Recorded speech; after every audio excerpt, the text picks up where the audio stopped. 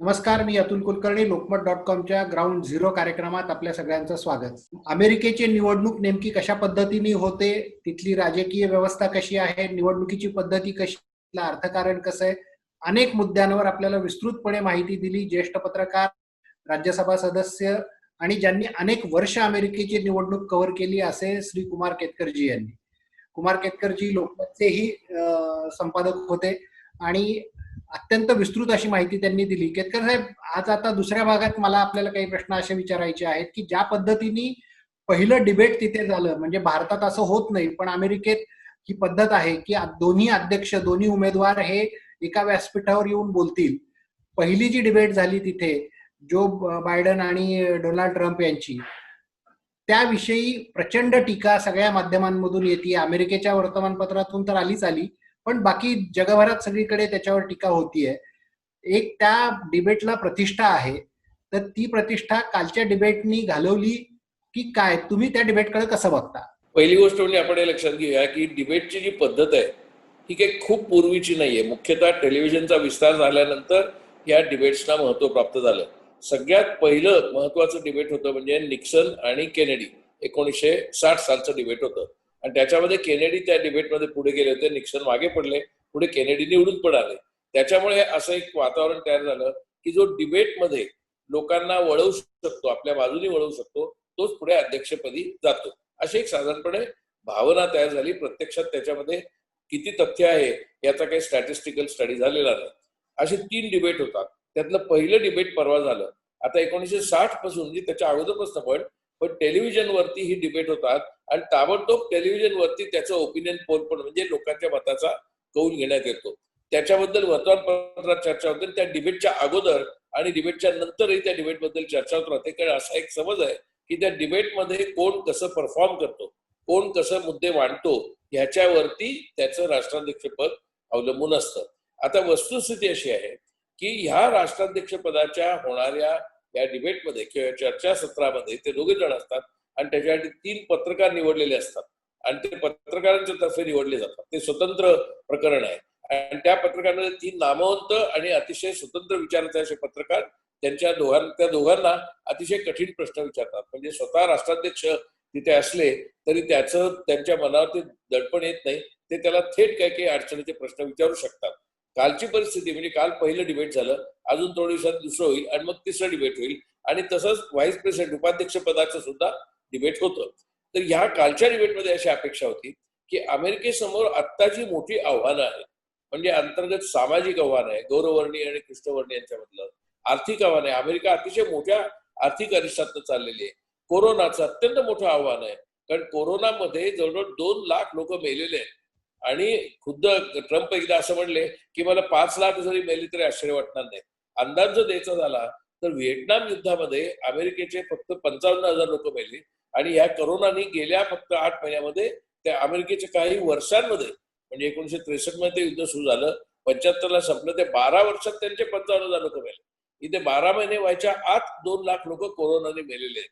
त्याच्यामुळे तिथला जो एक मानसिक धक्का आणि एक प्रकारचा हाहाकार त्या समाजामध्ये माजलेला आहे आणि आपण कोरोनाला कसं तोंड देऊ शकलो किंवा कसं तोंड देऊ शकलो असतो ह्याच्याबद्दलची गांभीर्याने धोरणात्मक चर्चा अपेक्षित होती. त्यात वैद्यकीय भाग होता, आर्थिक भाग होता. कारण कोरोनामुळे जे उद्योगधंदे बंद पडले, प्रचंड प्रमाणात उद्योगधंदे बंद पडले. कधीही अमेरिकेच्या इतिहासात नाही एवढी मोठी बेकारी आता अमेरिकेमध्ये त्यामुळे निर्माण झालेली आहे. ही बेकारी, हा कोरोना आणि चीन, हे 3 मुद्दे यावेळी अपेक्षा होती. प्रत्यक्षात त्यातला कोणताही मुद्दा आला नाही. त्या दोघांमध्ये फक्त शिवीगाळ झाली, मुख्यतः ट्रम्प यांच्याकडनं बिडेन यांच्या विरुद्ध चिक्कार शिवीगाळ झाली आणि ती सगळी चर्चा पूर्णपणे वाया गेली.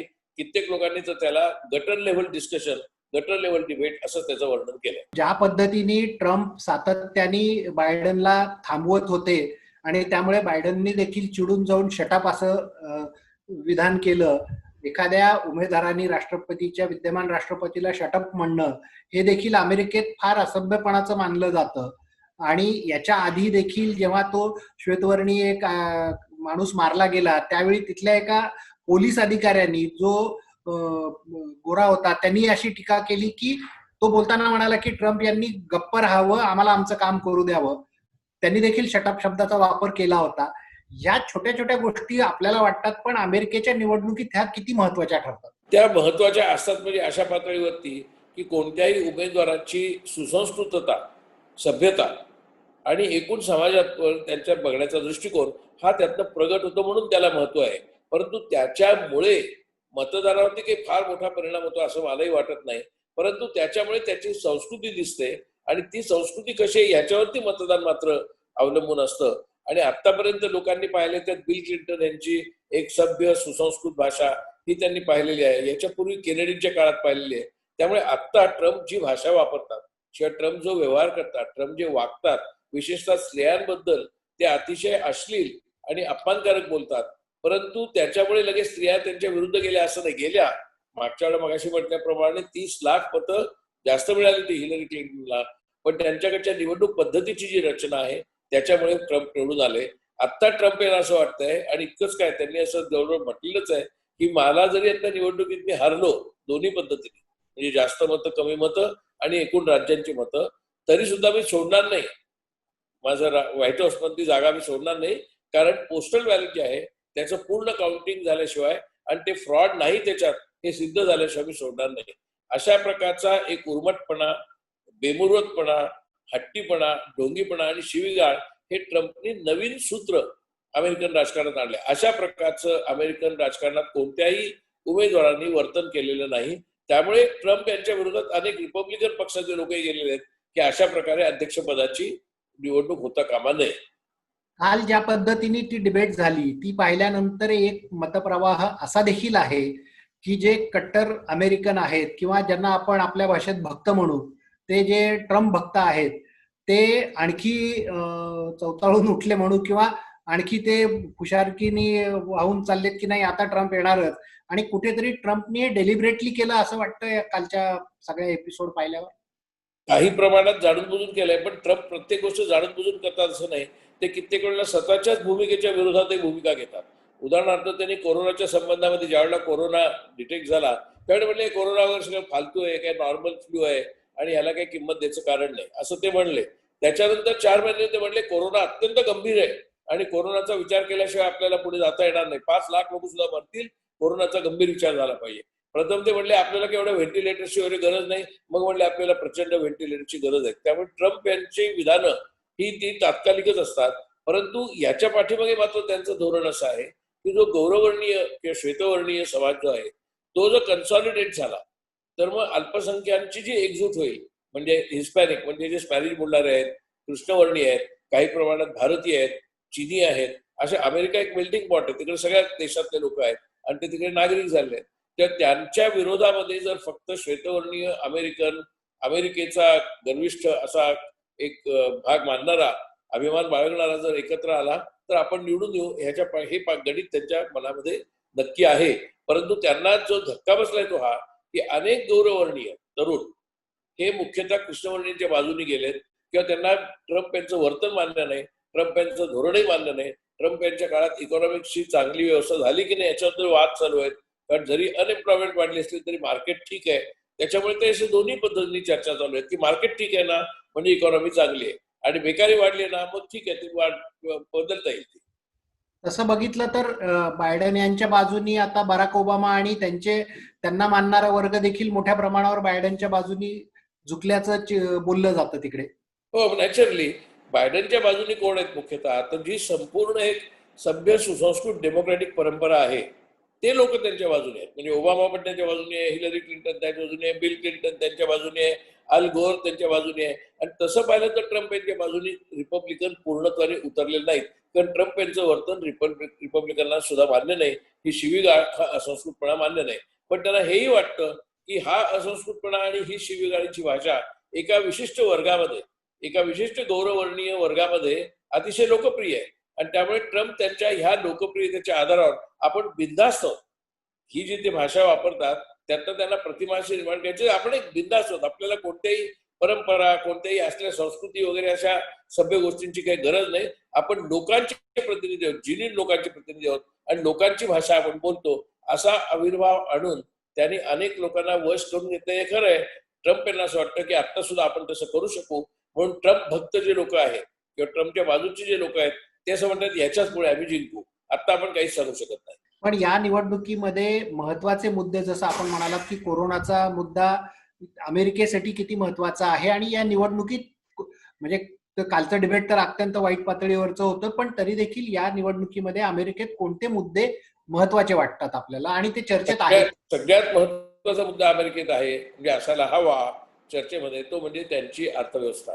अमेरिका कितीही आता जरी त्यांनी मार्केट स्टॅबिलाइज केलेलं असलं तरी सुद्धा, जरी बाजारपेठ अशी स्थिरावलेली वाटत असली किंवा मधून मधून वाढताना जरी दिसली, तरी अमेरिकन अर्थव्यवस्था कमालीच्या अडचणीत आहे. आणि त्याच्यातनं बाहेर पडायचं तर त्यांना मोठ्या प्रमाणावर गुंतवणूक पाहिजे, तंत्रज्ञान पाहिजे, एकूण बाजारपेठा वाढल्या पाहिजेत, त्या बाजारपेठा मिळाल्या पाहिजेत, ग्राहक मिळाले पाहिजेत, बँका चालल्या पाहिजेत. त्या सगळ्या गोष्टी अजून सिद्ध झालेल्या नाहीत की ट्रम्प करू शकतील.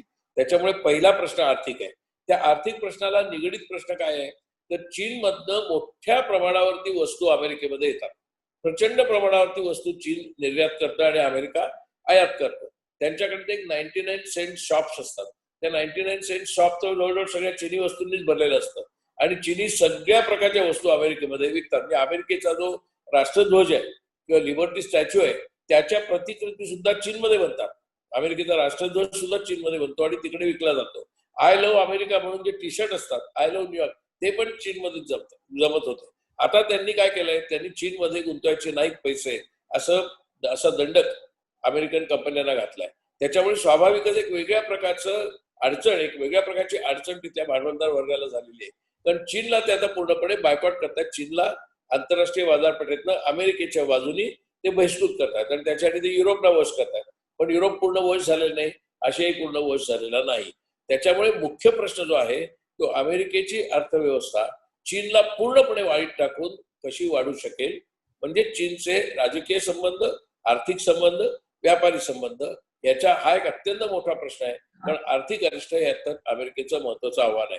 त्या आर्थिक अरिष्टाचा संबंध करराशी आहे.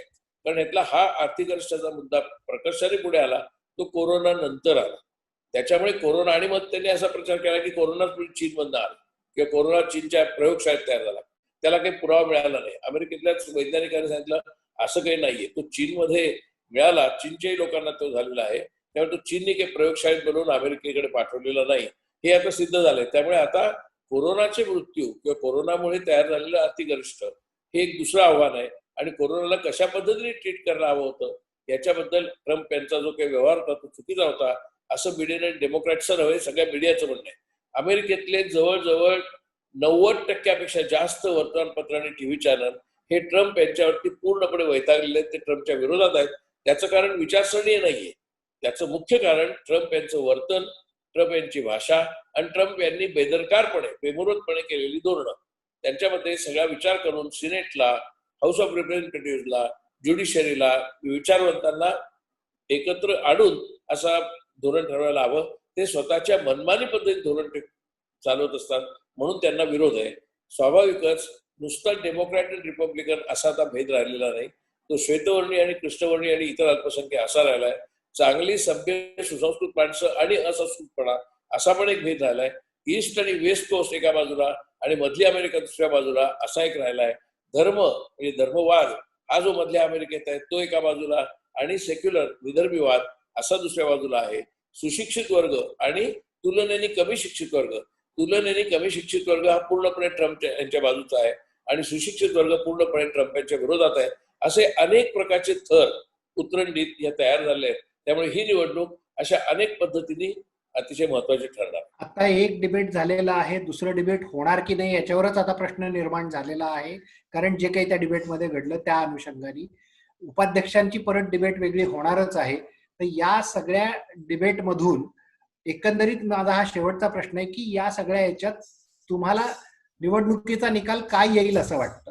नाही, आत्ता खरं निवडणुकीच्या निकालांच्या बद्दल भाकीत करणं हे खूप कठीण आहे. कारण जर ओपिनियन पोलच्या आधारे जायचं झालं तर साधारणपणे काही प्रमाणात बिदेन हे ट्रम्पच्या खूप पुढे आहे. परंतु मागच्या निवडणुकीच्या 2016च्या निवडणुकीमध्ये ट्रम्प यांना कोणी धरतच नव्हतं. सगळी ओपिनियन पोल, सगळे मतदारांचा कल हा मुळी हिलरीच्याच बाजूने होता. म्हणजे त्यांच्याकडे 20 प्रमुख ओपिनियन पोलिंग एजन्सीज आहेत की ज्यांना खूप प्रतिष्ठा आहे. त्याच्यापैकी 19 लोकांनी हिलरी क्लिंटन निवडून येईल असं वाटलं होतं. त्यांचं खरं ठरलं का खोटं खरं अशातनं ठरलं की 30 लाख मतं त्यांना जास्त मिळाली. खोटं कशामुळे ठरलं तर त्यांना ही जी काही राज्य एकदम ट्रम्पच्या बाजूला जाते त्यांच्या निवडणूक प्रक्रियेनुसार हे लक्षात न आल्यामुळे ट्रम्प निवडून आले.